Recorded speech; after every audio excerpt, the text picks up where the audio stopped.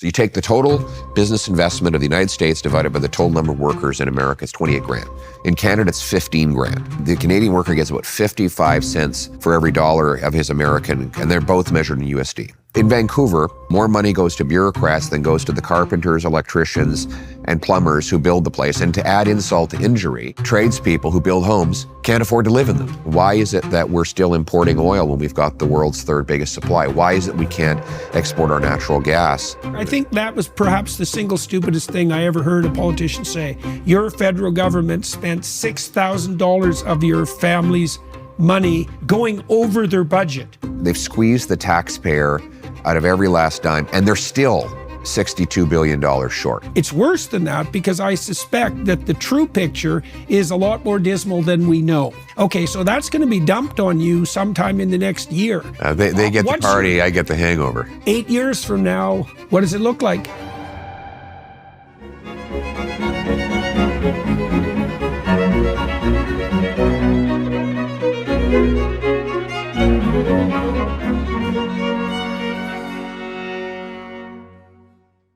Hello, everybody. I had the opportunity and the privilege today to speak with Mr. Pierre Poilievre, who is the leader of Canada's Federal Conservative Party, but also, barring catastrophe and God willing, Canada's next Prime Minister. A transition in power in this country is likely to take place sometime between March and October or November of 2025. And it appears very probable that Pierre Poilievre is the heir presumptive and will be the next Prime Minister of Canada. And so I talked to Mr. Poilievre 2.5 years ago, which was quite shocking to me. I thought it had been more recently than that. And a lot has transpired in the meantime. What did I talk about with Pierre? Well, I think mostly what I did was give Canadians and people on the international side a chance to see who this man is in an hour and a half of discussion, and the extra half an hour on the Daily Wire side. You have enough time to get a sense of how someone responds spontaneously and emotionally and cognitively to complex and challenging questions in a manner that's not rehearsed. That's the huge advantage of the podcast format. We talked about all the stories that Mr. Poilievre has heard in his thousands of event interactions with Canadians in industrial settings, in manufacturing settings, in academic settings, so that he could inform himself about the true situation that's facing Canadians struggling to make ends meet, despite their best efforts now, which is a dismal reality in Canada with its excessive housing prices and diminishing economy. Most importantly, perhaps, what is his vision of the future that both threatens and provides opportunity for Canadians? How is it possible for the citizens of this great country to dig themselves out of the malaise and pit that has been dug for them and by them over the last 9 years? And what could be done to remove the impediments such that this country could become the dynamic industrial powerhouse that it certainly could easily become? So join us for all that. So, sir, it's been almost 2.5 years since we sat down to talk the time before. So I guess the first thing I'd like to know is, what have you been doing during that time? I'd like to hear about your day-to-day schedule and your week-to-week schedule. Like, lay out your job. Basically, we have two parts to my professional life. It's very bifurcated. There's the Parliament Hill side, which is early morning meeting with my leadership team, House Leader, Deputy Leader, Whip, etc., to plan out the day, the battle plan for our parliamentary committees, question period, etc. That is punctuated by one weekly caucus meeting and just the daily prosecution of the government, which is the quintessential role of an opposition leader. And then the other part to my life is touring. I asked my assistant today how many events we had done over the last year, and he said it was exactly 600. I mean, a few weeks ago it was 570 something. So we've done 600 events, and those are like tours at mills, mines, factories, farms, high-tech facilities. And we tour in, see how the place operates. Then I give a short speech, do a question and answer, and then I just mull about and shake hands with the workers for 25 minutes to an hour. And then I go on to the next stop and do it all over again. And we did that in 9 provinces and 2 territories this year. And so that's a summary of my workload and work plan to do my job. And you said 600 events. You made allusion when we were driving over here that the weekends are particularly packed, that you'll do like 10 events on Saturday or Sunday. Right. And so what a typical event, what do you enjoy about the events? Why are they useful? And what do you learn? Well, first of all, you get a practical insight into how the country actually works. Mm-hmm. Like who makes the widgets? How do those get made? How does our supply chain come together?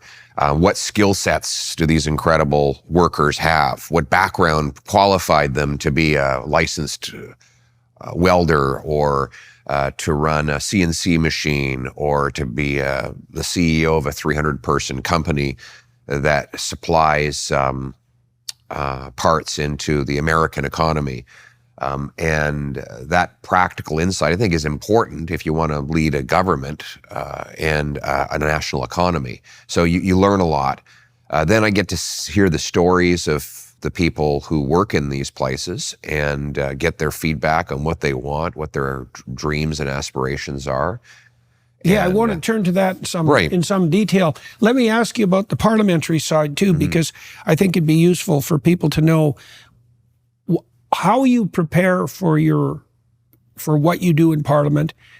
It isn't obvious to me that people exactly understand the business of being in opposition, at a really practical level. Right.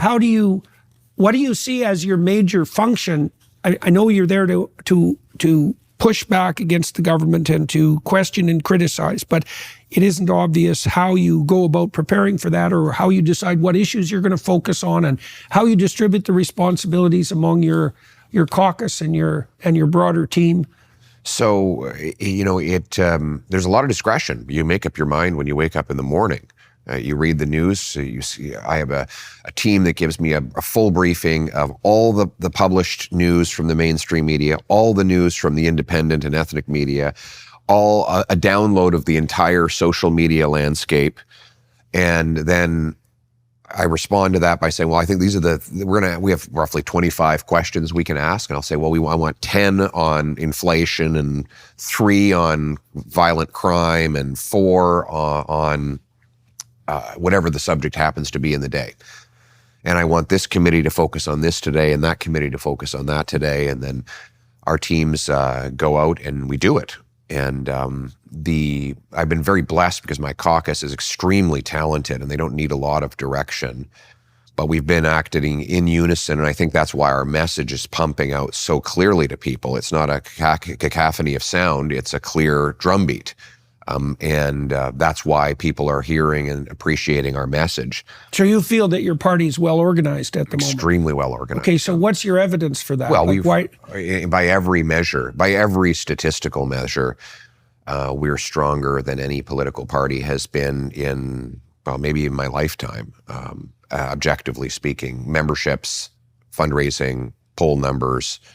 Right, so people are positive in consequence of that. So it's a lot easier to lead an organization when it's successful. That's Obviously, right. People are much more enthusiastic. Yes. Why do you think you're in that position? What's going on that's setting the stage for that? And I don't just mean the failures on the Trudeau side. I mean, what do you think you guys are doing right? Well, we have a clearer mission statement, and people know exactly why we're in this. Whenever someone asks me if they say, I'm thinking of running for parliament or for mayor or some other political position, what's your advice? Well, I say, well, before I get to the advice, I have a very simple question. Why do you want this job? Mm-hmm. And it might seem like a simplistic question, but it's actually the most important question in life. Why? Why are you doing what you're doing? And our answer to that is to bring back the Canadian promise that anyone who works hard gets a great paycheck and a pension that buys them good food and a nice home and a safe neighborhood, that anyone from anywhere can do anything, and that people are in charge of their own lives. That's effectively what we want to deliver. So every day when I'm in Parliament... So that's a very local vision in a sense, right? It doesn't have the grandiosity of an international utopian vision, for example. Well, maybe it's very down to earth. I think people are sick and tired of grandiosity. In fact, I think there's something grand about a family that can can go on a nice road trip and share stories and build lasting memories that the kids will remember when they're 85 years old. Despite I think that's producing all that nasty carbon dioxide. That's right. I think those things are grand. And I think with the problem we've had in this country and in all of the countries that have been afflicted by this horrendous utopian wokeism is that it's been focused on the grandiosity of the leadership, of the egotistical personalities on top, and not the things that are grand and great about the common people. And that is another reason why I think we're doing very well. People are saying finally there's someone who's focused on letting me take back control of my own life and create a great future for my family.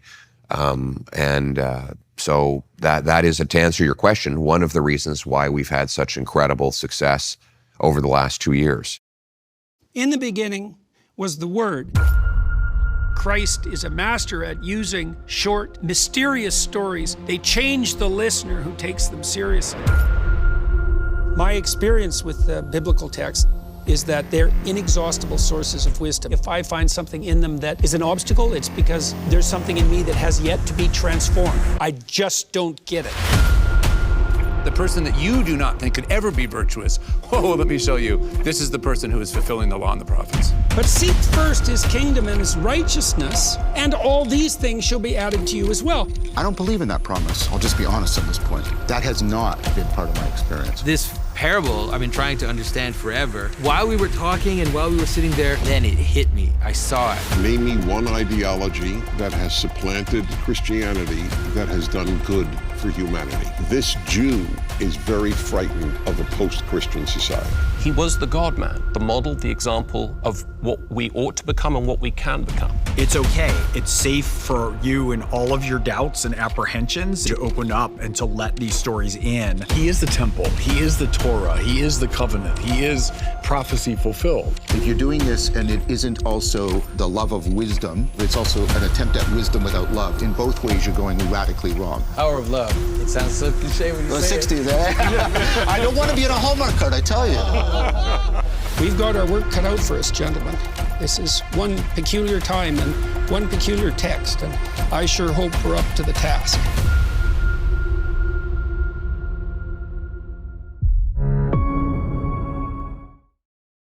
Okay, so there's a lot of distrust, generally speaking, in relationship to, I would say, establishment organizations and political elites all across the West. A lot of that well-earned.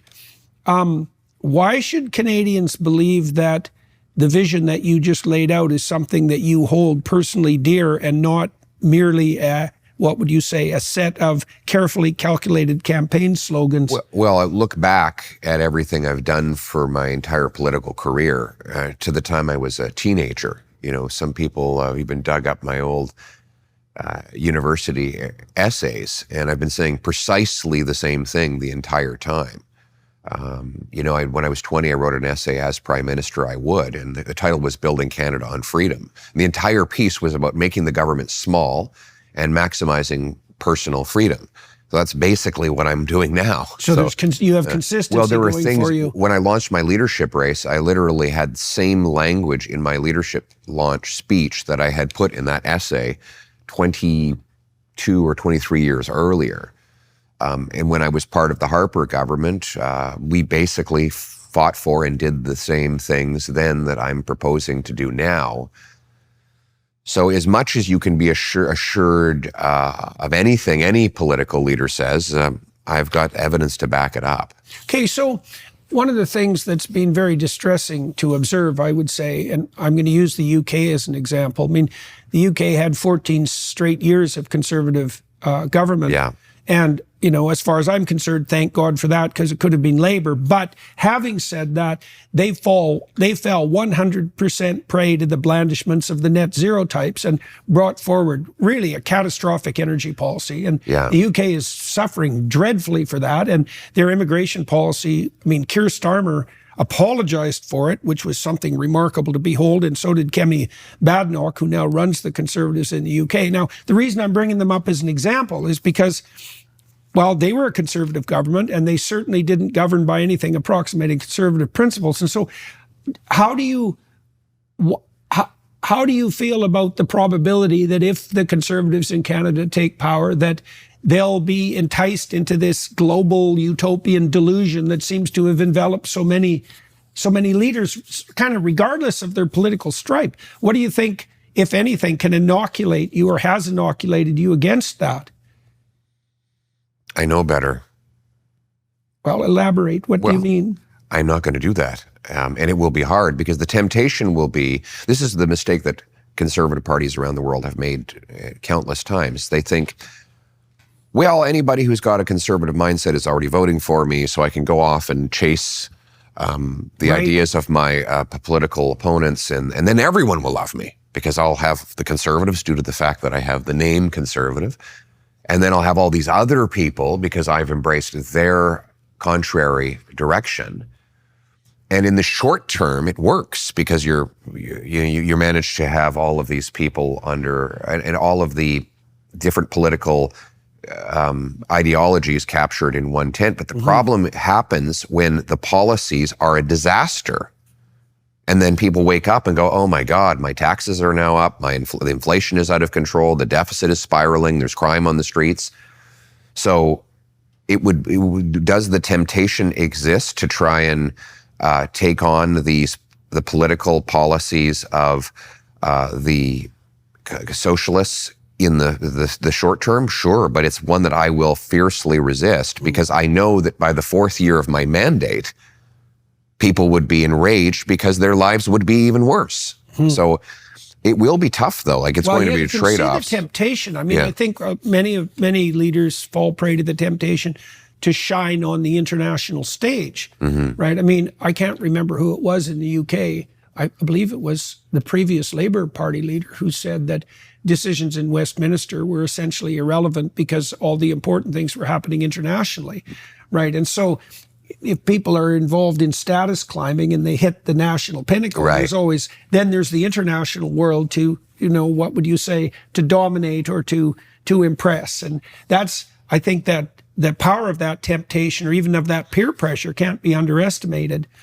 So, okay, so now you've been, these events, these 600 events that you've gone to, so let's say that's something approximating 1,000 to 1,200 since we last talked. You spent a lot of time speaking to, and I presume listening to, ordinary Canadians. I heard you make a speech in the House of Commons that went viral in the last couple of weeks, and you spoke very persuasively on behalf of working class Canadians. And so tell us what you've learned, what you've heard over the last couple of years, and how that's shaped you and changed you, let's say, as you've moved from, as you shifted your position up the political hierarchy and are poised, really likely to take the reins in Canada at some point in the next year. You've listened to all these people, and so what have you learned, and what has it made you convinced of, let's say? Well, first of all, there's the bad news and the good news. The bad news is that people feel like they've done absolutely everything right, and their lives are trapped. Young people say, look, okay, I went through, I got an education, I work nonstop, and I have made the calculation that there is no mathematical path for me to own a house. It's just not possible. In Toronto here, for example, if you take the average income and the average house price, it would take you 29 years to save up for a down payment. So, if you're for a down payment, not to pay it off, forget paying it off. And so if you're a young woman who's got a biological clock, obviously, well, do the math. You start off at, let's say you're 25. Well, you're going to be in your 50s before you can afford the average house. So how are you ever going to have kids? And that's about the time when people think about downsizing from their house. That's what they used to think about downsizing. And, they usually had their house paid off back by the time they were in their early 50s. So just to show how dreadfully things have worsened, that's the picture of the youth. Then there's the kind of middle-aged people who do have kids already, and they're terrified of the dangers in the streets. I mean, our streets are just being overtaken by drugs and gangsterism, and other dangers, and they want safety again. And then you have business owners that are saying there's just no way to continue to compete in Canada. We have to look at moving, and that means the next 200 jobs we create is going to be in Ohio or Florida or some other place than Canada. That's the kind of overview that I get.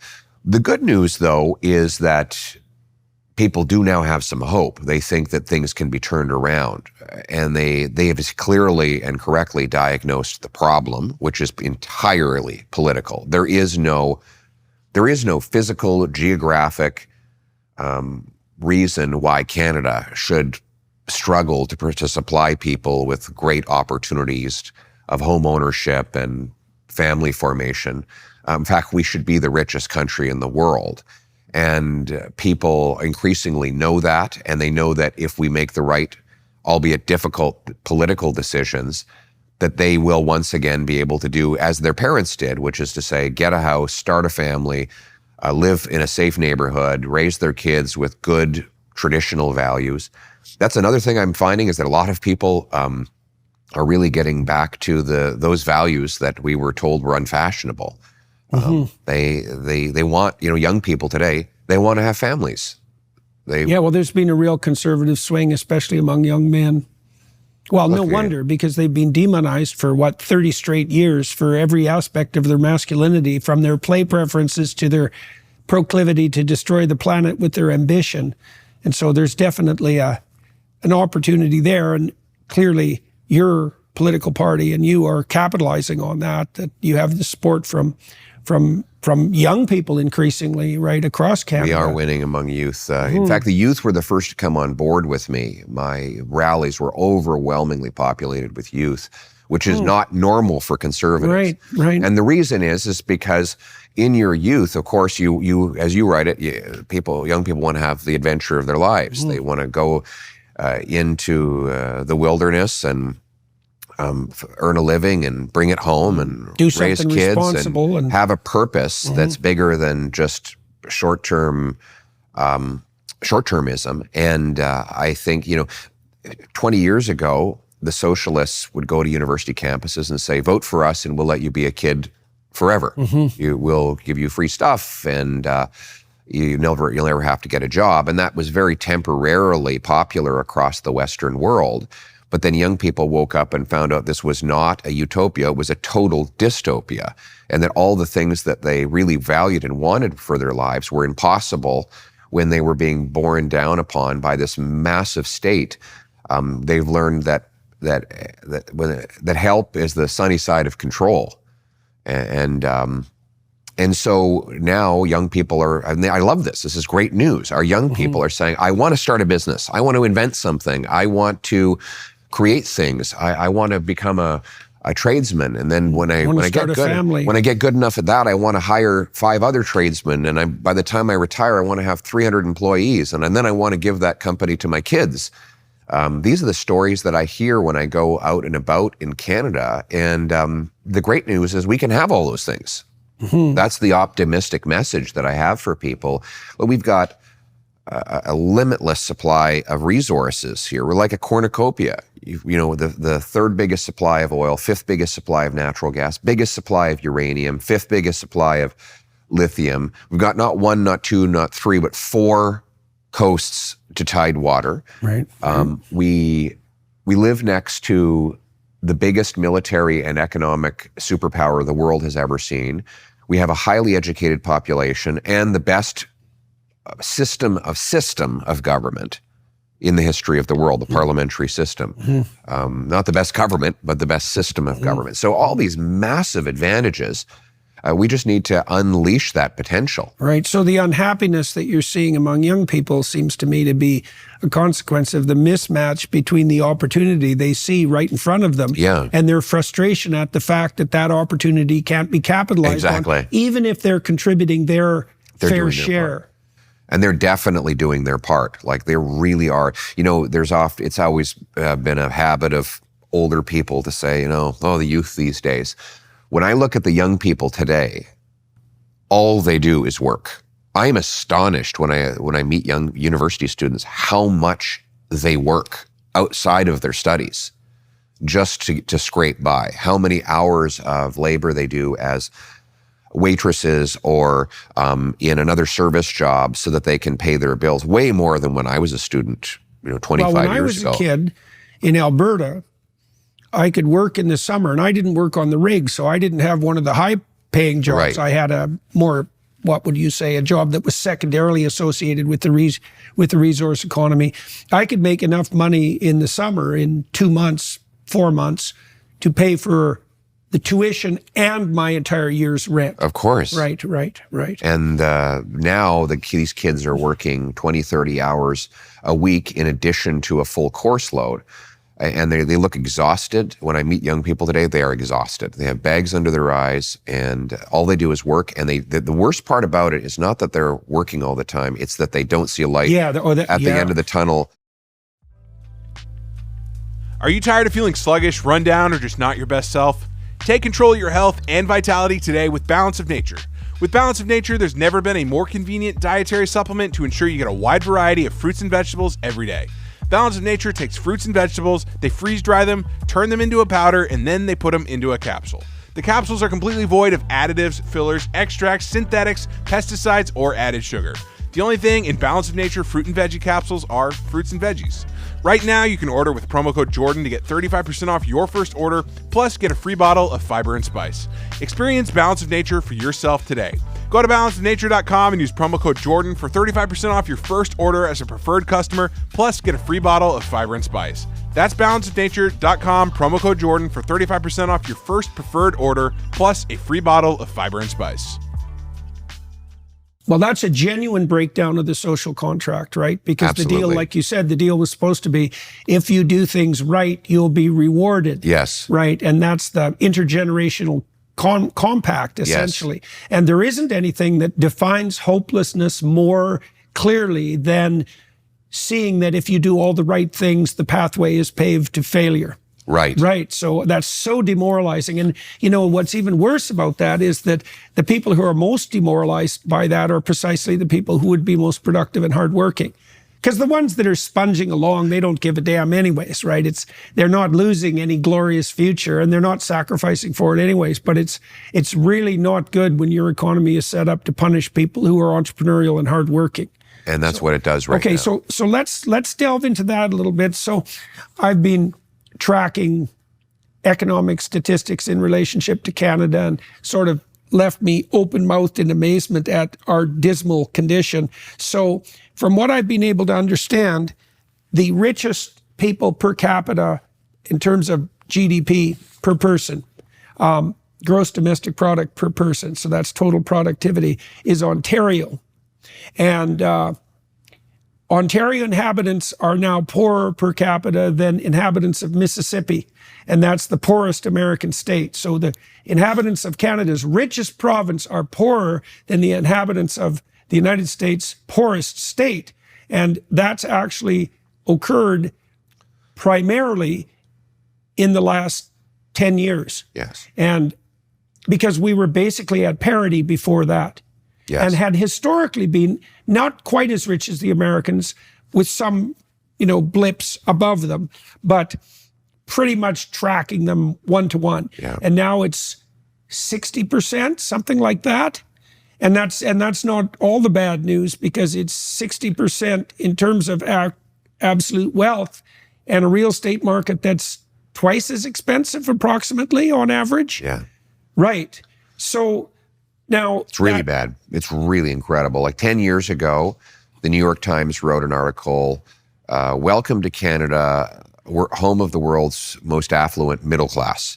And in that article, the Times had calculated that median American and Canadian incomes were tied and that Canadians were slightly better off.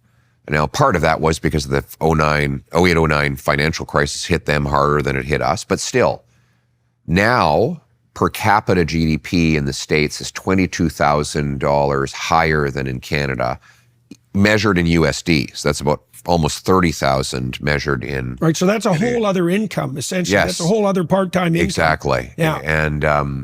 And then, as you correctly point out, their real estate is significantly cheaper than ours. So their dollars go a lot further, even when you match up the exchange rates. And what's worse than that is that the leading indicators are even more horrific. And leading indicators, for example, are investment dollars, because your wealth tomorrow is determined by your investment today.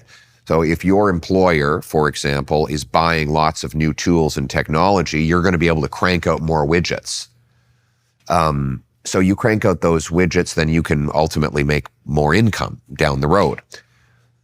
If you take business investment and divide it by the number of workers, the American worker gets $28,000 of investment measured in US dollars. This is per capita? Per worker. Or per year? Per worker, per member of the labor force. Okay. So you take the total business investment of the United States divided by the total number of workers in America, it's 28 grand.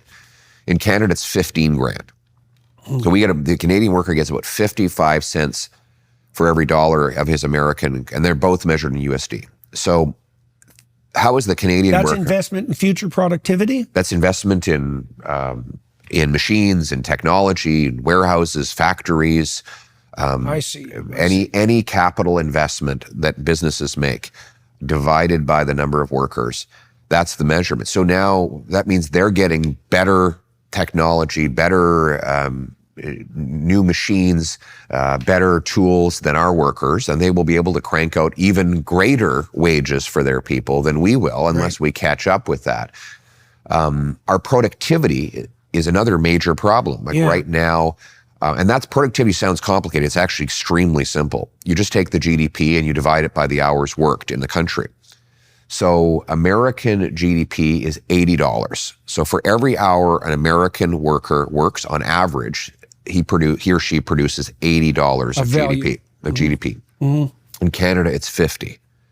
So that's every hour. So that means we have to work 60% more just to make the same amount and have the same level of income to buy food and housing. And so now that sounds like a bunch of wonk speak that might seem like it only matters to someone staring at a spreadsheet or a graph or a chart. But in fact, that's reflected in the fact that our 2 million people are lined up at food banks because they can't afford food, and 80% of youth can't afford homes. And our quality of life and the things we can afford to provide our kids have fallen back so much. Well, There's it's a real pretty life. stark and easily comprehensible statistic. Yeah. I mean, if you work and you produce $80 worth of goods and services in an hour compared to working and producing 50, obviously that's a substantial shortfall. Yeah. So, and is there a starker indicator of the economic disparity between the US and Canada than that? Or do you think that's the primary statistic? I mean, I think housing costs are another one. There was a study out just 10 days ago that has Toronto and Vancouver now by far the most unaffordable housing markets in North America. And so, housing costs are 50% higher in Toronto than they are in Chicago, even though Chicago workers make 50% more money. The same is true between Vancouver and Seattle. Seattle workers make way more than Vancouver workers, but housing is 60 or 70% more expensive in Vancouver. So on all the measures, we're making less by a lot. Yes. By a lot. By a lot. Yeah. And we're paying more. Paying more by a lot. Yeah. Right, and most of that's transpired in the last 10 years. Yes, and we're paying the difference by accumulating enormous quantities of debt. Our households are by far the most indebted in the G7. When you divide total household debt by GDP, we now have a bigger stock of household debt than our entire economy. We are more indebted as households than the Americans were right before the 2008 financial crisis. And so what we have as a model in Canada is we have artificial scarcity imposed by a very heavy and restrictive state, confiscatory state. So that suppresses production. But in order to allow for consumption, we print money and borrow money and then flood the economy with that money. Okay, so that's another problem. So that's the inflationary problem. Yes. Now, the problem with inflation, there's many problems with inflation, but one of them is that it particularly punishes people who are thrifty and who save. Yes. Right. So inflation punishes the people who forego gratification to invest in the future. That's right. Right. So that's a very bad idea. It's a horrible. Inflation is the single most immoral tax for so many reasons. One, it takes from savers and people who are trying to be responsible, thus making it impossible to be responsible. Right. Because you will, if you refuse to play the inflation game of borrowing money to buy things you can't afford, someone else inevitably will, and you won't be able to afford anything. So you ultimately have to act responsibly. It's like Milton Friedman was asked, what would you do with your money in times of inflation? He said, spend it. Right. Like the first thing you want to do when inflation is out of control is to make sure you get rid of this thing that's losing its value. The second reason it's immoral is it takes from the poor, because the poorest people they do not have the ability to buy inflation-proof assets like gold and real estate and fancy watches and art collections and fancy wines and things that go up with or even exceed inflation. So it's a very big wealth transfer from the poor and the working class to the very, very wealthy. A very small group of people actually get richer. So the socialist policies that provide goods and services to Canadians, let's say, or denizens of other countries, by printing money, actually punish the poor brutally. Oh, absolutely. In consequence of the inflation that they generate. Yes. I mean, all the socialist policies in practice redistribute from the working class to the super wealthy in practice. And I can prove that again and again and again. In theory. In practice. Yeah. In practice, all the redistribution that happens in these so-called socialist countries ultimately goes from the working class to the super wealthy. That is the reality.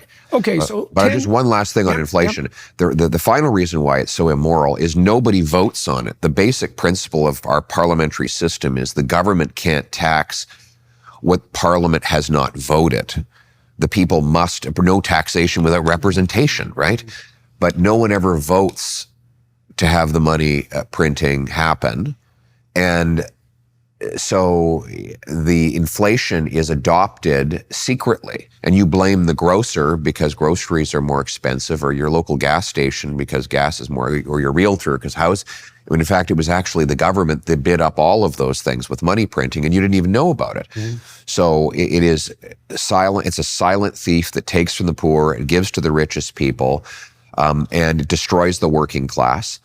And that's why I want to crush inflation. We need a policy that seeks to stop inflation at all costs. Okay, so what would you do to stop inflation? Well, we stop the money printing. You know, and the money printing is just a means to fund deficit spending.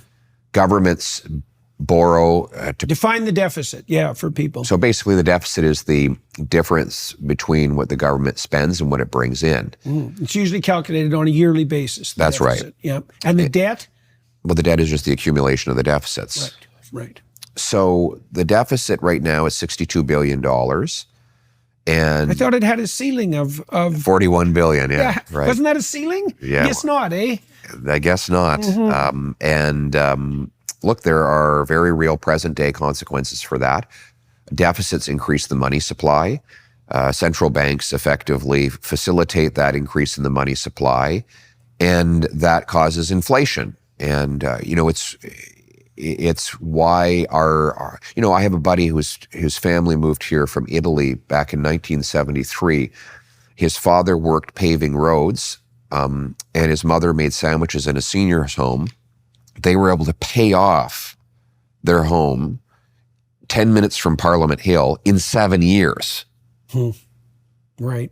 Their grandchildren wouldn't be able to save up a down payment for that home in 15 years, and they will be university educated with all the advantages of having been here 2 decades. That is the consequence of the money supply growing vastly quicker than the stuff that money buys. So what we have to do is stop growing the money supply and start growing the stuff money buys, right? Produce more energy, grow more food, build more homes. We have to unleash the free enterprise system to produce more stuff of value. And this is where we have to remove the artificial scarcity that the government is imposing on the population. Let's incentivize our municipalities to grant the fastest building permits in the world to build homes.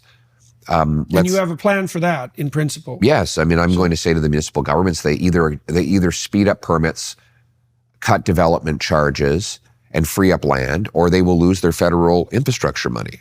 So they will have a powerful carrot and stick incentive to speed up home building. And the percentage of a new house price that's a consequence of government taxation and regulation?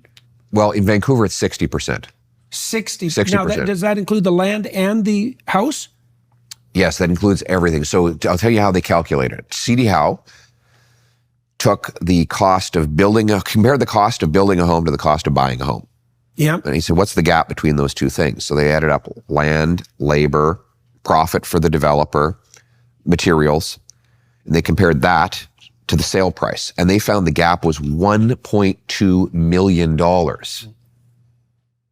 So that's $1.2 million of extra cost above and beyond the materials, the labor, the land, and the profit for the developer. So where's that going? Well, the answer is development charges, sales taxes, land transfer taxes, the delays in getting the permit, time is money, the consultants, lawyers, accountants, lobbyists that the developer has to hire in order to get the approval.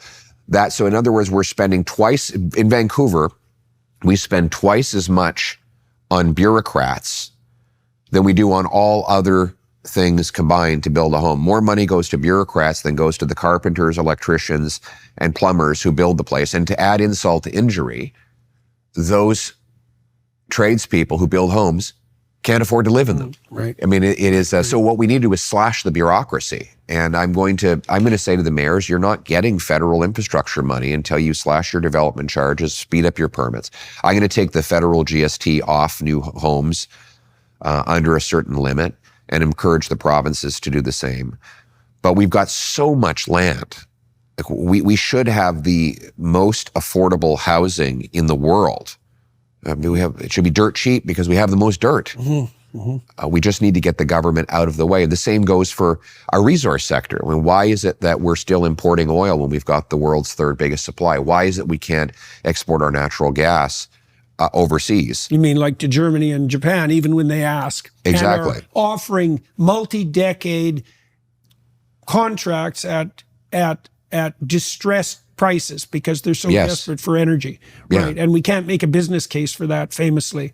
Yes, this is the opportunity. I think that was perhaps the single stupidest thing I ever heard a politician say, and that's a really hard contest to win. As we celebrate the gift of life, you have an opportunity to share the same gift with a mother and her baby. Imagine a young woman facing an unplanned pregnancy, feeling alone and unsure of what to do. She's searching for hope, and that's where Preborn Ministries comes in. Deanna already had 8 children and was in a tumultuous marriage. The thought of another child was more than she could bear. She tried to order the abortion pill, but by God's design, it never came. At 18 weeks along, Deanna visited a preborn network clinic. While getting her sonogram, her baby waved at her. Then she remembered that this was the baby that she had asked God for. God saved her baby that day, and he also saved her. For just $28, you can help save life. And thanks to a special matching grant, your gift is doubled. Just $28 provides 1 ultrasound, $140 sponsors 5. That means your $140 gift becomes $280, potentially helping 10 mothers and their unborn children. To support this vital work, dial pound 250 and say the keyword baby. That's pound 250 keyword baby, or visit preborn.com/Jordan. Preborn maintains a 4-star charity rating, and all gifts are tax deductible. Join us in supporting this crucial work. Visit preborn.com/Jordan today.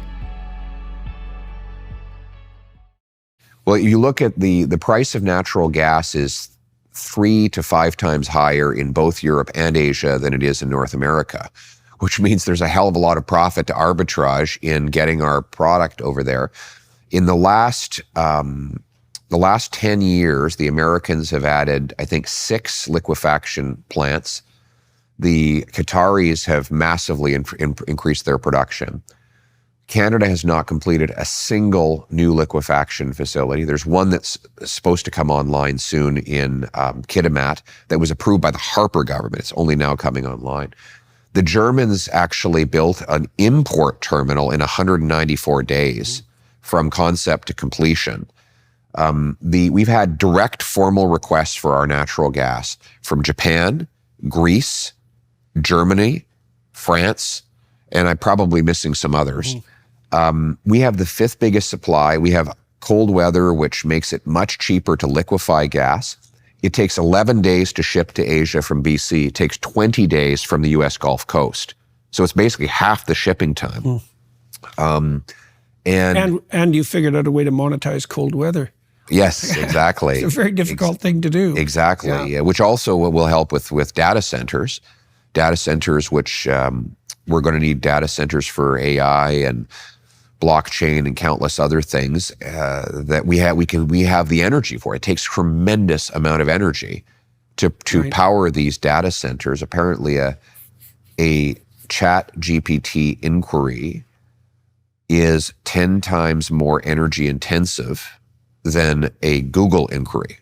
So I think it's 2.9 watt hours that is necessary to answer one Chat GPT question. It's only 0.3 watt hours to process a Google search. Right. So in other words, the thing about human brains is, it turns out that the remarkable thing about human brains is how smart they are for how little energy they use. Right. Right. Whereas we're building machines that are super intelligent, but they're very energy hungry. Right. Well, we have a lot of artificial intelligence in government as well, but it's a different kind. But sure. But we could be powering these data centers with Canadian natural gas generators. With nuclear, we have the biggest supply of uranium. We invented the CANDU. We have the incredible nuclear physicists and engineers. 60% of Ontario's energy already comes from nuclear.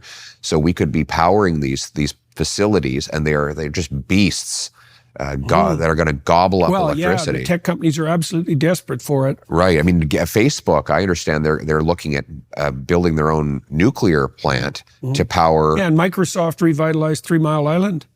I didn't know that. Yeah. So they bought all the power they're just going to generate. We have about 250 data centers in Canada. We could do a hell of a lot more. And our secret sauce is our energy, our incredible supply of energy of all kinds: hydro, nuclear, natural gas, you name it. So let's unleash the production of these resources and bring all that money home. We could try to organize things so that energy superpower wasn't an insulting phrase. Well, National Bank did a study. If you want to talk to these environmental loons that hate our energy sector, they said, the great economist Stéphane Marion out of Calgary, National Bank, said if we displaced half of the electricity demand that India will have added to its grid over the next 20 years by supplying our natural gas instead of them using coal, it would reduce global emissions by 2.5 billion tons, which is 3 times the emissions of all of Canada. So in other words, by exporting our gas, which is half as emissions intensive as coal, we could do far more than we could even do if we shut our entire economy down and disappeared from the earth. So why don't we address the environment with energy abundance instead of energy poverty? Well, that's obviously the moral thing to do with regards to the alleviation of absolute poverty as well. Yeah. Because there's an environmental case to be made for that too, which I learned about 15 years ago. If you alleviate absolute poverty, the people who are now comparatively wealthy, so say starting to move into the middle class, take a much longer term view of their lives and their children's lives and their grandchildren's lives, which are now relatively assured, and they're much more likely to take environmental action at the local level. So it looks like the fastest pathway to a genuinely green and sustainable future is through the eradication of absolute poverty. Right. And the most effective route to that is cheap energy. Right. So absolutely. So it looks like we could have a green future and eat our cake too, so to speak. And Canada could definitely be at the forefront of that. Absolutely. So, okay, so I want to turn back to some numbers. The deficit this year was $61 billion. That was last year's deficit. Last year. And there's 40 million people in Canada. And so that's $1,500 per person federal overspending. And that's $6,000 essentially per family. So just for everybody watching and listening, your federal government spent $6,000 of your family's money last year going over their budget. That's just what they spent in excess of what they had originally budgeted. Right. And that's on top of having among the highest taxes in the world, with our 53% highest marginal tax rate, plus carbon tax, plus high payroll taxes, plus high business taxes, plus high capital gains taxes. So they're taking in more money than ever before. They've squeezed the taxpayer out of every last dime, and they're still $62 billion short. Right. And that's just one level of government, by the way. Then the Right. provinces have deficits that compound the federal one. So we have way too much government, and we need to reduce the size and cost of government and unleash the power of the free market. Okay, so it's also the case that we haven't gone into diagnostics yet, but it's also the case that the Trudeau administration has increased the federal bureaucracy 40%? In bodies, yes. In bodies since its inception. Yeah. Right. But despite that, they've also radically increased the amount of money that they're spending on consultants. Yes. Who are about as expensive. They're as expensive as employees go. Oh, they're way more expensive. Yeah, as any employee you could ever possibly have, right? $600 an hour, something like that. Right. So they've massively increased the size of the federal bureaucracy, but also massively increased the degree to which they outsource the work that hypothetically the bureaucrats should be doing. And this is not, it sounds like one of those sort of annoying things that bothers us all, but isn't very substantive. You think one guy is making $600 an hour. We're spending $21 billion on federal government consultants alone. That's $1,400 per Canadian family in federal taxes per year, just for consultants. Right. Per year. That's recurring. That's not a one-time cost. So it is an insane amount of money to be spending on that, especially when you have more bureaucrats to supposedly do the work. And arguably, they're delivering worse results than ever before. I mean, our border is more porous. Our military has been weakened. And our basic services. Weakened or devastated? Well, you could put it either way. I mean, it's been, I think it's definitely been weakened. And despite the heroism of the men and women who still serve, the political leadership has undermined it in every possible way. Right. Immigration, porous border. I think our per capita immigration rate exceeds that of the U.S., even given the U.S. open southern border. Oh, by far. We had a population growth of 1.2 million in 2023. That's on a base of 40 million people. So it's an astonishing number of people to bring in 1 year. Everyone now admits that this was a calamity for housing, the job market, and our healthcare system. Trudeau himself walked it back recently. He walked it back. With what was the approximation of a public apology. Yes. This is after he called everyone who questioned his immigration policy a racist. Right. And then he adopted the policies that he was calling racist only a year and a half earlier. So.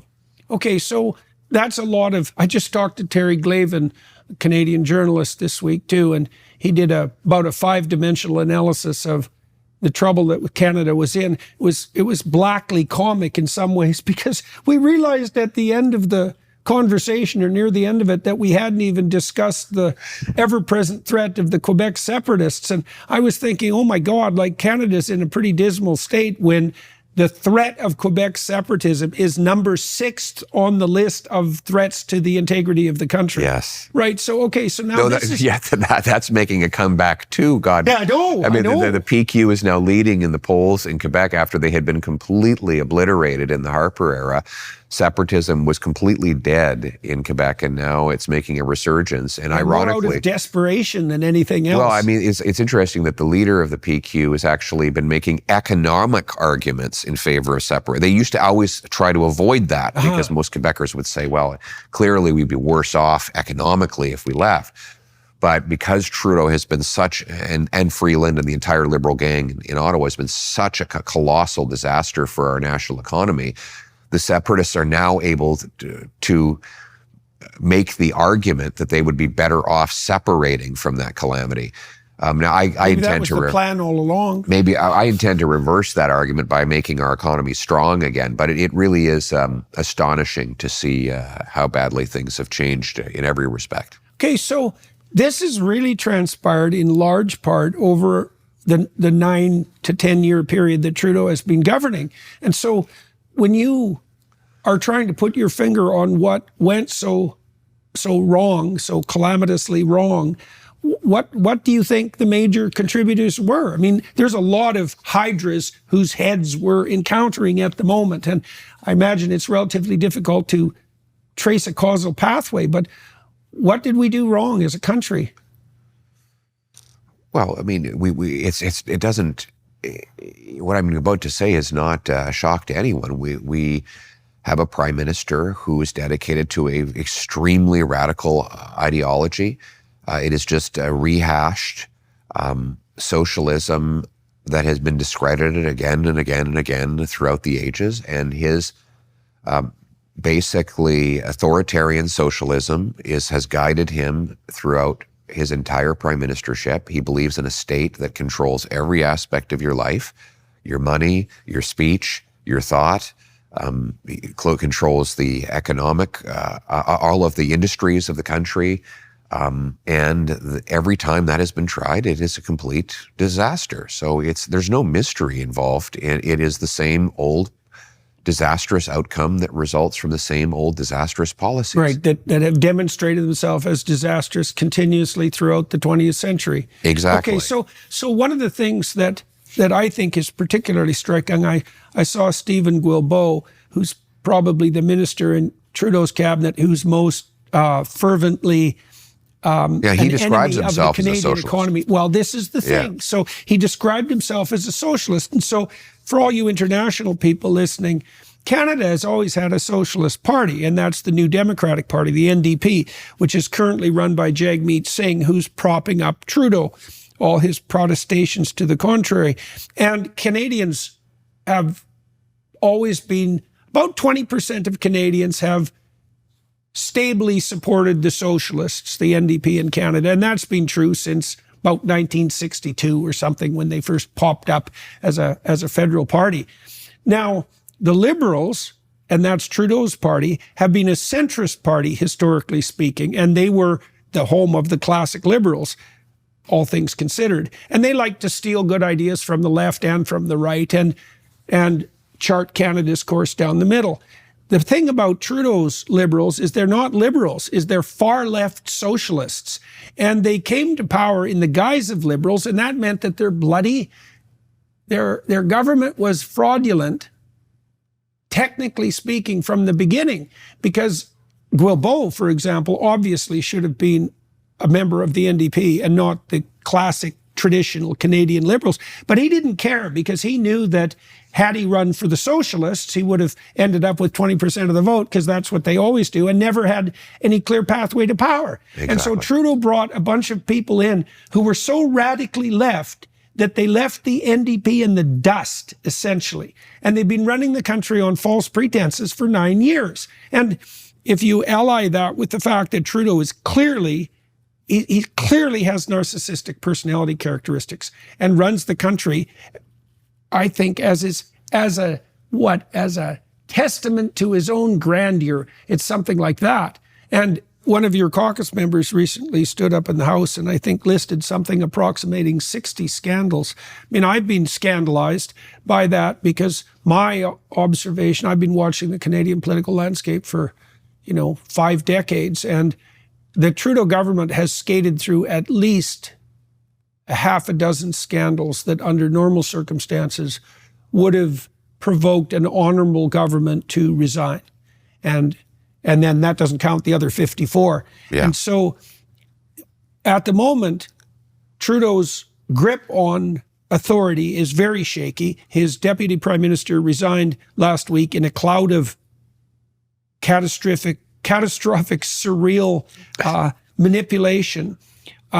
He shuffled his cabinet this week. At least a third of his caucus doesn't have any confidence in him, but he's being propped up by the socialists, Jagmeet Singh in particular, who also continually proclaims publicly that he is an opponent of the Trudeau government and is standing up against him while refusing categorically to do anything, to do the thing that's actually in his power to bring down the government. So I just can't understand this at all. So do you want to walk us through this? Well, let's first of all shed a brief tear for Jagmeet Singh, because the problem he has is that he's trying to be an NDP leader and we already have an NDP prime minister. I mean, Justin Trudeau is he's actually much more radical than the traditional NDP.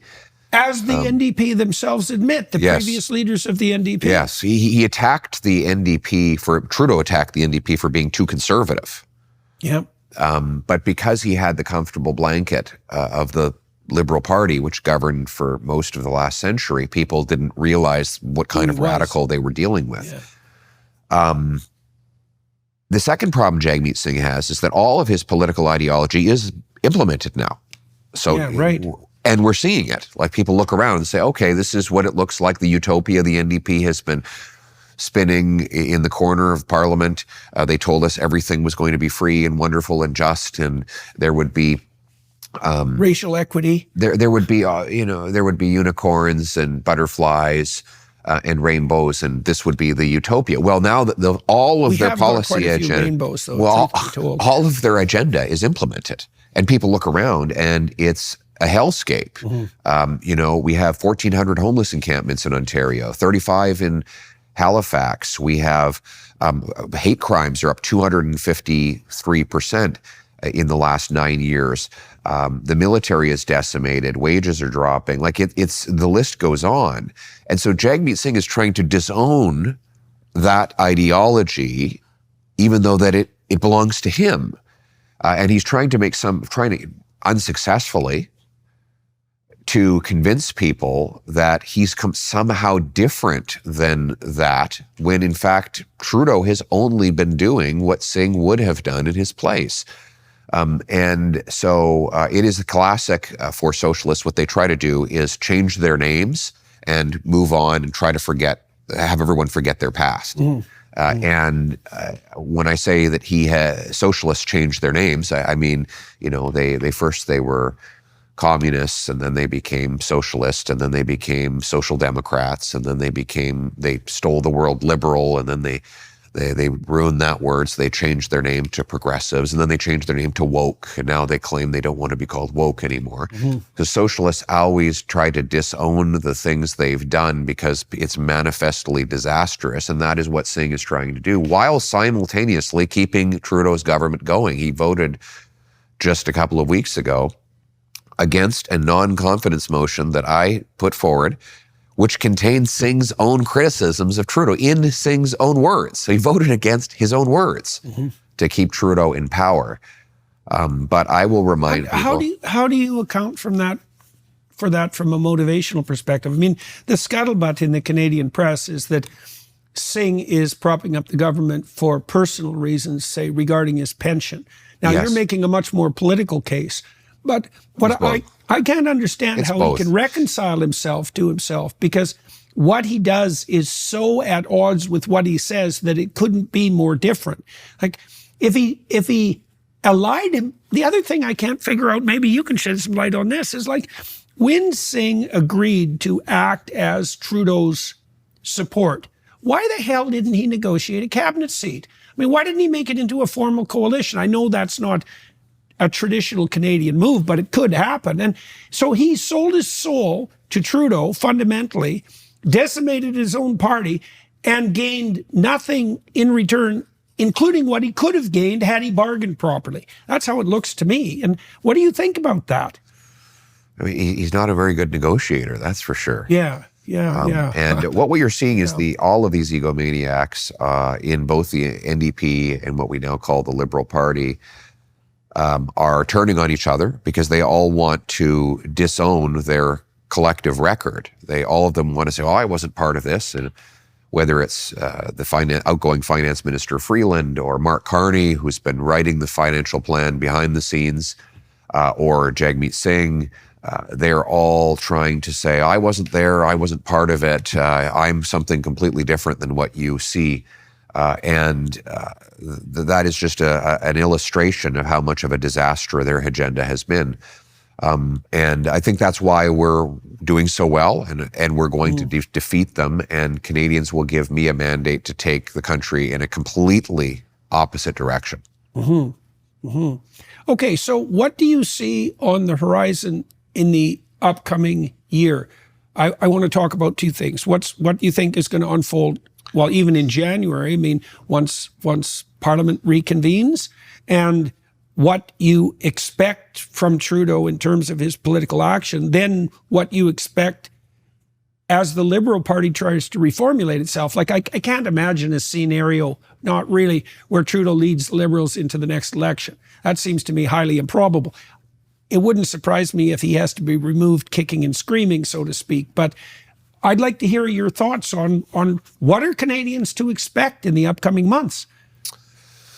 So Parliament's back in late January. It will take some weeks to actually get a non-confidence vote onto the floor of the House of Commons. Then we'll see if Jagmeet Singh's latest promise of voting non-confidence was as insincere as his prior commitments to that effect. When does his pension kick in? In February. So he's now, basically, he said yesterday that he would put forward a non-confidence motion at the earliest opportunity. Well, that's likely to be March, which is...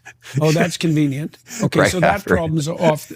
So really, that's right. So March is the earliest, as far as you can see, that election could be called. Singh will not vote non-confidence before he gets his pension, or at least he will not vote non-confidence in a way that sees the election happen before his pension kicks in. So we won't have an election before very late winter, early spring. Then there's the possibility that the Trudeau resigns and then goes to the Governor General and says, we need to shut down Parliament, while the Liberal Party then chooses a new replacement, a Trudeau 2.0. And so there would be a leadership race. God knows how long that would drag on for during... You think approximately in March, no earlier than March as far as you can foresee? Yeah, probably. And during which time we'd continue to flounder and twist in the wind. And by the way, the Liberal media is all saying, well, surely you wouldn't want to trigger an election during a Liberal leadership race. Excuse me, the Canadian people are not obliged, 41 million people are not obliged to wait around while this party sorts out its shit. Like, these guys could have got rid of Trudeau a year and a half ago. They knew he was a disaster then. And now they say, well, we're low in the polls, so we have to get rid of him. Now, you didn't care when he was just depriving single mothers of food for their kids, or doubling housing costs, or unleashing crime in neighborhoods across the country. But now you're really concerned about getting rid of him because your poll numbers are down and you want to keep your job. Sorry, that's not a good reason to paralyze the entire country, in the face, by the way, of a major negotiation with the incoming U.S. president, who enters with a massive and powerful mandate, and a man who has proven that he can spot weakness from a mile away. So the country should not be forced to wait for the Liberal Party to clean up its own mess. They've had plenty of time to do that. What we need now is certainty, and the only way that can come is through an election so the people can decide. And so who do you see as contenders on the Liberal side? I mean, Freeland, I think, is going to make a run for it. But Carney, do you think he's going to throw his hat in the ring? Now, he famously rejected the opportunity to become Trudeau's finance minister. After accepting it. Yeah. After accepting Okay. it. Well, so the chronology that we're led to believe, based on sources who've spoken about it to the media, is that Carney agreed to the job. Trudeau went to Freeland days before she was to introduce her fall update and said, I'm going to be firing you to bring in Mark Carney. And then when that blew up with her unexpected premature resignation, then Carney looked at it and said, I don't want any part of this. And he crawled under his desk. And so he was happy to take the job when it looked like it was a clear path. But then when it was a messier path, he hid from it. But why would have he decided to take that job to begin with? Because it's a good question. Well, God, you can't imagine stepping into a more thankless role. I mean, who would want to associate with these guys? Well, Carney already has a reputation. It seems to me that if he has prime ministerial ambitions, he'd just wait for the Trudeau Liberals to cataclysmically degenerate even further and then step in as the savior. Look, he's going to try and distance himself now, but here's the problem. He signed on as Trudeau's economic advisor. It's an official role he holds today. Now, he's going to make one of two arguments. One, he's going to say, yes, in fact, I was his economic advisor, and therefore I am responsible for the $62 billion deficit and the catastrophic growth and the rising cost of living. Or he's going to say, I wasn't really his advisor, I was just full of it. You know, he has to decide. Was he lying to everybody when he claimed he was Trudeau's advisor? Or was he telling the truth? And either way, he's got a major political problem that he is now totally inseparable from the Trudeau record. He supports the carbon tax. He supports the attack on our energy sector. He told me in a parliamentary committee that he opposed Canadian pipelines, even though his company has invested in pipelines in the Middle East and in Brazil. You know, he is part of the Davos agenda. He's just every bit as radical as Trudeau. The only difference is he's got a nice banker's haircut and suit, and he wears navy blue socks rather than polka dot socks. But beyond the aesthetics, he shares Trudeau's entire ideology, and he represents the status quo. Okay. So, what do you see? Let's do this. I want to know what you see as, like, frankly speaking, I don't envy you your job, or the people, by the way, in the Trump administration, because it's very glamorous at the moment for them, but if they're going to cut government inefficiency in a serious manner, they're going to be doing hard administrative labor for a very long period of time. Now, you're going to take the helm of Canada when there are 5 dimensions of trouble brewing, and more serious trouble on all of those dimensions than I've ever seen plague Canada in my entire life as a Canadian. And it's worse than that, because I suspect that the true picture is a lot more dismal than we know. Yes. Okay, so that's going to be dumped on you sometime in the next year.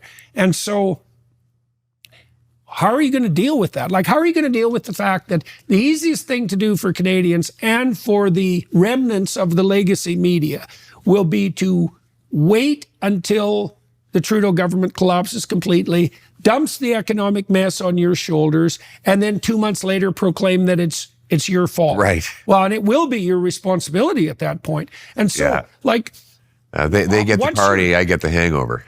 Oh, you definitely are going to get the hangover. There's no doubt about that. And that's a formidable set of problems. Now, as we've already pointed out, Canada has a tremendous number of natural and cultural advantages. But still, like, there's a lot of, now you have a Senate that's packed with liberal progressives. Let's call them by their proper name. You have a Senate that's packed with progressives. You have a judiciary that's packed with progressives. You have municipalities all across the country that are progressive. Even once you win, there's going to be a lot of opposition to your movement forward, and you're going to inherit all these problems. So, like, are you trying to dissuade me from taking this job, man? And so, I mean, I want to know why you think you're ready. And it's been 2.5 years since we've had this conversation like this. Like, and what's your What's your plan, and who are the people you have in positions to implement your plan, and why should Canadians have confidence in them? So my plan is pretty clear. We're going to cut bureaucracy, cut the consultants, cut foreign aid, cut back on corporate welfare to large corporations. We're going to use the savings to bring down the deficit and taxes, and unleash the free enterprise system. We're going to repeal C-69, that's the anti-energy law, to cause a massive resource boom in our country and make it attractive for business to do the value-added work here in this country. So part of it's going to be growing out of this mess. You know, if you take the debt to GDP ratio, you have the denominator has to grow. And that's why we need a bigger, more powerful GDP that can fund our country and diminish the relative size of our debts. We're going to bring back a monetary discipline to bring down inflation, stop the money printing, and we're going to incentivize the municipalities to get building. But it's going to be a big fight with all of these things because there are so many vested interests that will be trying to hold us back. So many small economic groups that have profited off the status quo, they will be fighting against me. And I'm going to have to put out a call to Canadians that they have to stay politically active. They can't assume that simply by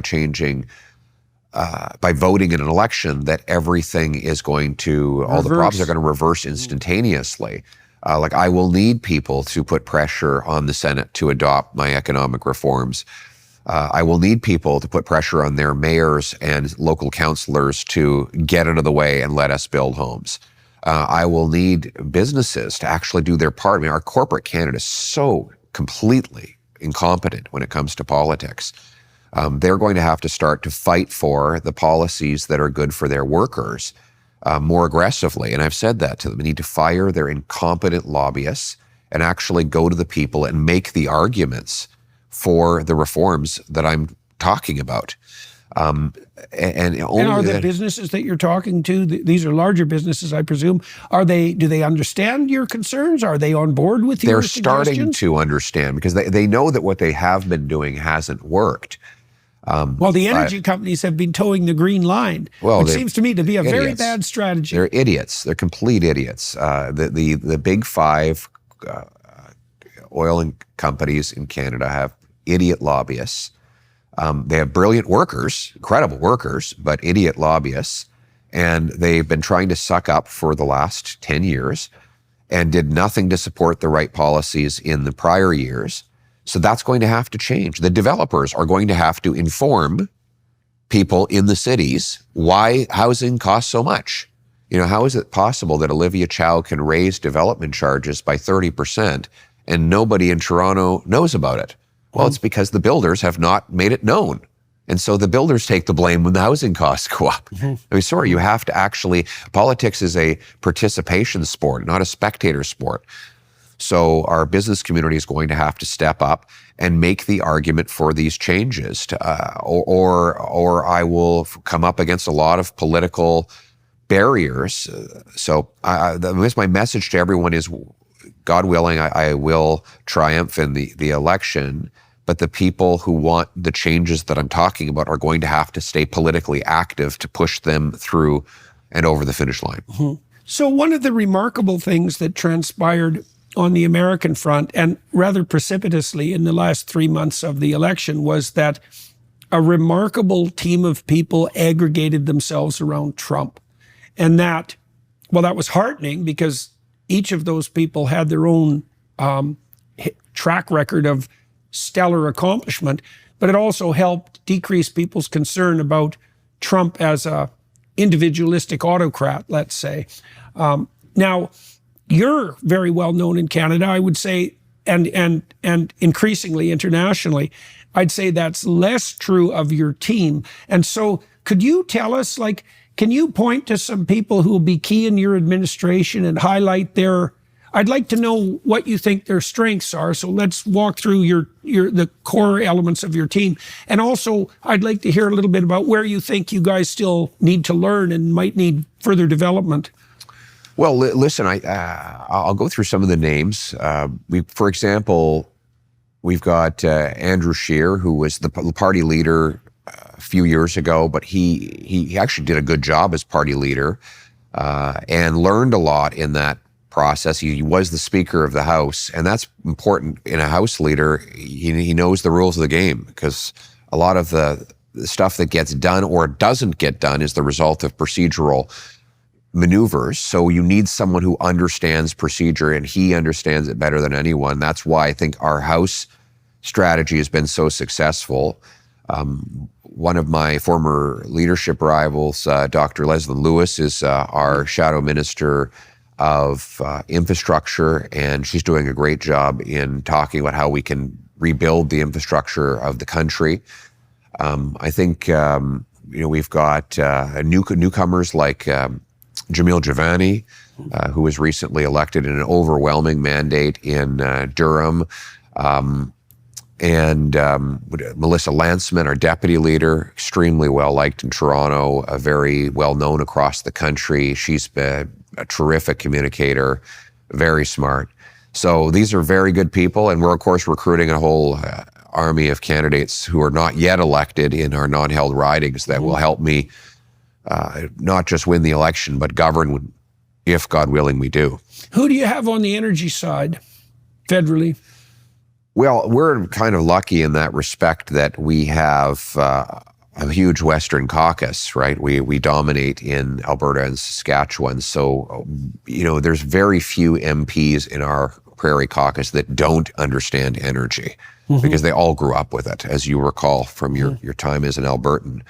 And they know what to do. And I've also planned to I've talked to Daniel Smith, and I said, look, and Scott Moe, who's the premier of Saskatchewan, I said, look, you guys need to be ready for it. When I win, we need your help to reform the approval laws so that we can get some resource projects going, like, immediately. I won't speak for her, but Premier Smith from Alberta, who's a fantastic leader, has said she's happy to help. And she knows the energy sector inside out and backwards. And I'm talking to, for example, Greg Rickford from Northern Ontario. He's the guy who's been championing the Ring of Fire, which is just the massive collection of minerals in Northern Ontario that we've been talking about mining for the last 15 years and hasn't been able to get approved. He's the one who's got the plan to approve that. So I've been talking with him a lot. And you'll see more names come forward as we get closer to the election. Okay. So your fundamental plan is to eliminate obstacles, let's say bureaucratic obstacles, procedure obstacles, and to facilitate growth out of Canada's current malaise. Yes. And you see that a lot of what you've talked about today is on the resource front. And you have premiers who are going to back that. Canada is also a sophisticated nation. We're more than hewers of wood, let's say, and drawers of water and purveyors of energy. Why don't you talk a little bit about, let's presume, for the sake of argument, that you have 2 terms, 8 years, let's say, which is not I think that's a reasonable prognostication if things go at least moderately well, right? And so 8 years from now, what is the Canada that you are planning to lead? What does it look like? I think it's a country where any young person can say, this is the place to start a business. This is the place to take a risk and break through. It's a country where a country of adventurers, explorers, inventors, workers, people who are extremely ambitious and rewarded for that ambition.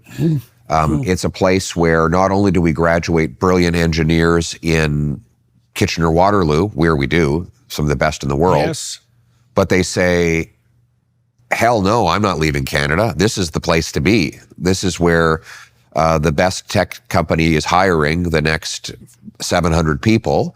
This is where I can get the best salary, and this is where I can keep most of my paycheck. Oh, and by the way, it's now affordable for me to buy a home here in Canada.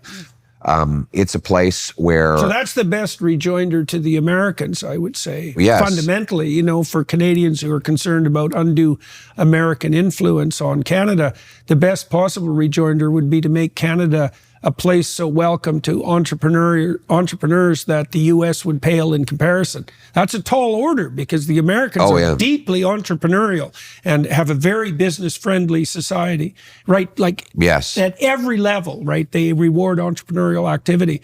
Okay, so I want to see that we you know, for the first 14 years of this century, Canada had more American investment than America had Canadian investment. So in other words, we were winning the tug of war of capitalism with the greatest capitalist economy the world has ever seen. And then from 2015 to present, there's been a net outflow of $500 billion measured in USD from Canada to the US. It's astonishing. Since when? In the last 10 years. $500 billion. $500 billion, and that's in American dollars. That's 700-ish billion in Canadian. Which is the equivalent of about a quarter of our economy has just left. Right, it's Canadian investment. I mean, the government admits it. The pension funds are now investing in the States. Canadian pension funds, Canadian RRSPs, they're all invested because that's where you get the best return right now. I want to bring that back. Right, so that's like $40,000 per Canadian, something like that. That's right. So why don't we can bring that back? $20,000 per Canadian, $80,000 per family. But let's bring it back. Let's bring it back. Let's make this the best place to get a return on your investment. Let's make this the best place in the world to do business, to bring hundreds of billions of dollars of investment, to dig mines, build pipelines, business centers, new tech companies, drill high-tech enterprises that you not only invent here, but you actually keep here because it's not just a great place to lose money, but a great place to make money. That is the bright, optimistic future I see. I'm looking at models for this. You look at Ireland. Ireland, my grandfather came from Ireland, about half a century ago because Ireland was too poor. Well, now Ireland's per capita GDP is twice Canada's. They're now $100,000 per capita GDP. In Canada, it's $50,000. So what did the Irish do? They cut taxes. They shrunk government. Government is only 23% of the economy, 40% here. Right. And so they made it tech-friendly. Made it very tech-friendly. So like 70% of the American, 75% of the Irish economy, is free enterprise. And that's why they're just cooking with gas. Look at Singapore, Switzerland. There are countless. Israel, after the 90s, becoming a startup nation. The recipe book is already written. We know what to do. Unleash free enterprise, remove the constraints, cut taxes, and allow people to prosper. Yeah, well, I've heard great things about the tech graduates from the University of Waterloo. They're phenomenal. People the people I know in Silicon Valley. Yeah. They're our biggest export right now. Yeah, well, they feel that they're the equivalent, at least, of the graduates of the Indian Institute of Technology. And I mean, the Indians have had a massive influence in Silicon Valley. And so Canadians, well, that's only one place where Canadians are not making nearly the use of their resources that they could. That's on the human resource front with regard to engineers. Well, you think you graduate from Waterloo and you can pay 53% tax in Canada or 18 or 19 in Texas. You can pay $1.5 million for an average house in Canada, or you can buy a castle for $400,000 in the States. You can make Canadian dollars, which is 69-cent equivalent of the US dollar, or you can make an American dollar. It's unfortunately, the pull is very hard, but why don't we get us pulling in the other direction? Why don't we make this the most attractive place for these brilliant minds to come out of these schools and build it here and keep it here? And I think we can do that. Okay, so what are you going to do when you take office? Like, what does that look like practically? So what could Canadians watch you do in the first months of your administration that would help reassure them that this is going to happen? This is real. Well, first of all, I'm going to axe the carbon tax. It's been kind of an epic commitment that I've made. It's iconic. And so I have to follow through on it immediately. And that will signal to the country that I'm serious. Second, we want to get rid of the GST on new homes and make pass changes that aggressively incentivize municipalities to get the building started. That has to happen immediately for people to notice any difference in the cost of housing by the time I get through my 4th year. We will have rapid introduction of the biggest crackdown on crime in Canadian history. A massive crackdown. And what will that look like, a crackdown on crime? Basically, habitual offenders will not get out of jail anymore. Right. 1% of the criminals commit 65% of the crimes. Is that right? Yes. I didn't know that. Yes. Well, criminals specialize just like everyone else, right? And the best predictor of offense in the future is repeat offense in the past. Right. So in Vancouver, they had to arrest the same 40 offenders 6,000 times in 1 year. Yeah. Well, that's exactly a consequence of that specialization. When we did this last time in the Harper government, we actually reduced crime by 25%. But interesting, this is a very big surprise. Incarcerations went down because the people that we kept in prison were in and out anyway. It was like the Hotel California. They were checking out, but they were never really leaving. So we had to basically save them a bed. But secondly, the small-time offenders were actually deterred. You know, all of the so-called experts say deterrents don't work. No, they do work. Yeah, the best deterrent turns out to be probability of conviction rather than length of sentence. And right now, though, it's worse than that. Even if you have a probability of conviction, there's a certainty that there won't be any real penalty. Right. So it so doesn't that's not matter. a real conviction. That's not a real conviction. There's going to be a very serious crackdown on crime. Immigration? What's the scoop there? Oh, we have to slow down the numbers. There's no doubt about it. We have to end the fraud in the international student and the temporary foreign worker program. We have to... Well, Canada historically had a very effective immigration policy. We just have to get back to the best system in the world, which we had for 150 years. Even in the United States, both Democrats and Republicans used to say, they'd get up at a microphone and claim they were going to replicate our system because it was an undeniable success. Immigration was not even controversial before Justin Trudeau because it was so well managed here for so long. And we just need to get back to that system. It was clearly viewed as a net benefit by the immigrants and by Canadians. Absolutely. In fact, the support for immigration was strongest in kind of the rural, resource, and agricultural communities where the labor was most needed and welcomed.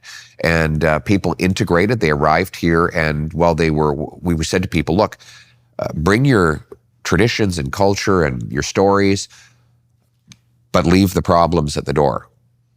And this is, by the way, a history for Canada that goes back hundreds of years. I mean, the Protestants and Catholics were ripping each other's eyeballs out in Europe for centuries. And then they came to Canada and they got along. They ultimately ended up intermarrying and integrating completely. And, whether you were an Orangeman or a Catholic, Irish Catholic, you over time, you got along with your neighbor. And, in the last 9 years, we've seen that's come apart.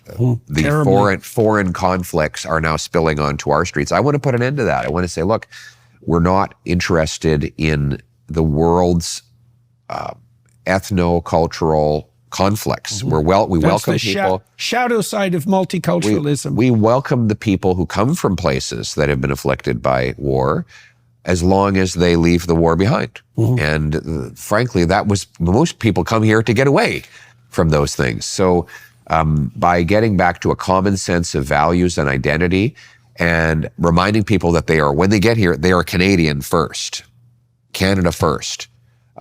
Leave the hyphens. We don't need to be a hyphenated society. We need to be... So we can abandon the post-nationalist state rhetoric and presume that Canada does have a Western identity founded on the a priori principles of Western democracies, and that is a uniting ethos for the people that come here.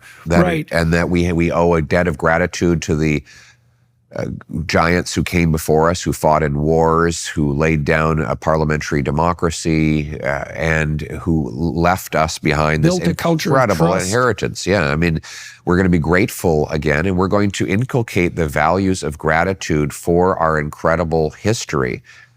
Build up the country, celebrate what we have in common rather than obsessing about what divides us, focusing on the shared values that make us all Canadian. And I think in so doing, we can, and by the way, put aside race, this obsession with race that wokeism has reinserted. Well, invented even. Invented in many ways. When I moved to Toronto, it was as race blind as any country, as any city could be. Right. Right. And that's flipped. And it's flipped because of that obsessive concern with race. Right. That was something we 100% did not need in Canada. No. Right. We basically, what would you say, imported and invented racism in Canada. Right. Well, as a consequence of policy. Wokeism seeks to divide people into these different groups and subgroups, and we see the results in a 250% increase in hate crimes. But we're going to get back to the basic principle that people are judged based on their individual character and humanity rather than by their group identity. And that is actually, ironically, the most unifying thing we can do to bring our country back together. And as Lincoln put it, to bind up the nation's wounds. All right, so we started the conversation with a description of the manner in which the intergenerational compact that makes up the nation had started to become violated or frayed, right? You said that young people in particular, you talked about middle-aged people and business people as well, but you said young people felt that even if they did act responsibly, and even if they did undertake the adventure of their life, the entrepreneurial adventure of their life, that the probability that they would be successful, even in the centrist middle-class manner that Canadians had become accustomed to, that had become an unlikely outcome. And so your vision, it sounds to me, is to, at minimum, restore that social contract so that young people who are interested in adopting responsibility and taking some risk can be assured that that will meet with success. And you think that you have the team that's in place that can make that possible. Yeah. So let's close with this. How are you a different person than you were 2.5 years ago? I mean, I would say I'm tougher. What does that mean? Tougher? Well, it's like you watch a boxing match and you see these guys get hit again and again and again. You say, how is it that you can take a punch? The average person takes a punch like that on the street, they'd collapse. Well, once you've taken a punch, you know how to take a punch. And when you run for leader of the oldest and biggest political party in the country, and you're trying to challenge the vested interests, then you're going to take a lot of punches. And I have, and I've withstood those punches. And as a result, I feel stronger now than I did when I started. Okay. I don't feel I have beaten down. I feel emboldened and strengthened from that, running through that gauntlet. Right. So that hasn't demoralized you? Not at all, no. In fact, to the contrary, I feel more invigorated than ever before. Why? Because I think, because I have a mission there, I think was it Frankel that said, he who has a why can withstand any what? Anyhow, yeah.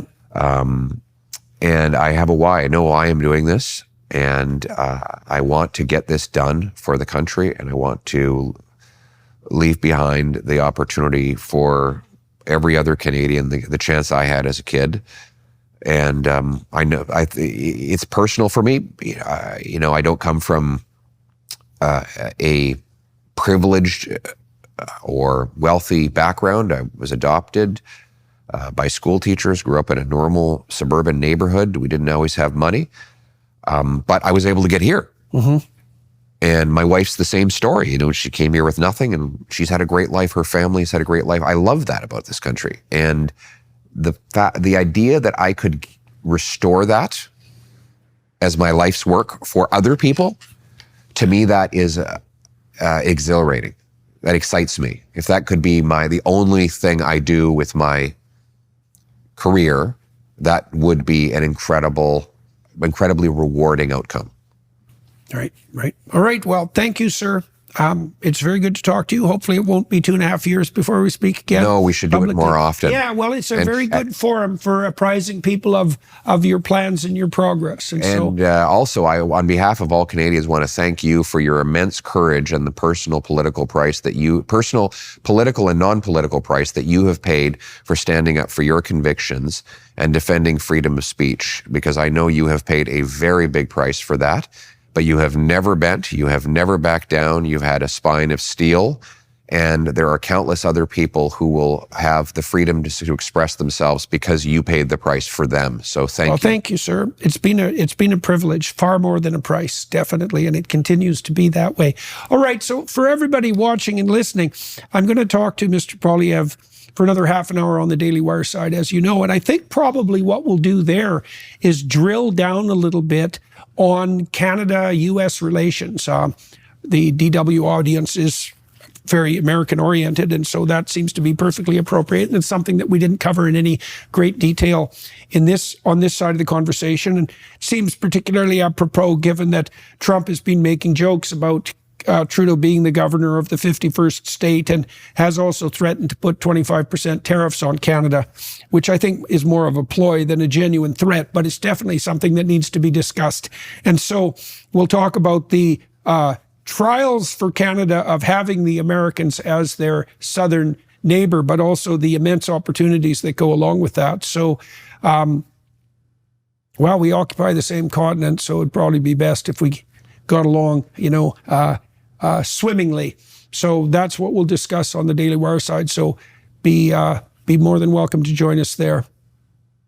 Thank you again, sir. Thank you.